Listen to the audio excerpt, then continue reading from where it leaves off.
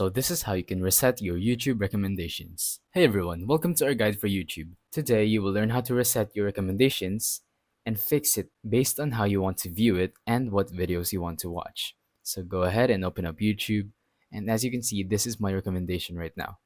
This is a new account, I don't really use it yet. Now what we're gonna want to do is just search for something that we want to see in our recommended. I'm just gonna type Mr. Beast. As you can see, he has a lot of videos. Now, if I just keep watching these videos and interacting with them, for example, I'm gonna start liking the videos, or I can start commenting more and even subscribe to him, he will appear more in my recommended.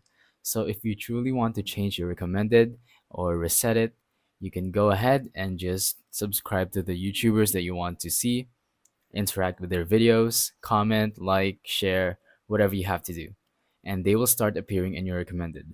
But if you want a clean slate and just want pure random videos, you can go ahead and make a new account or go to incognito.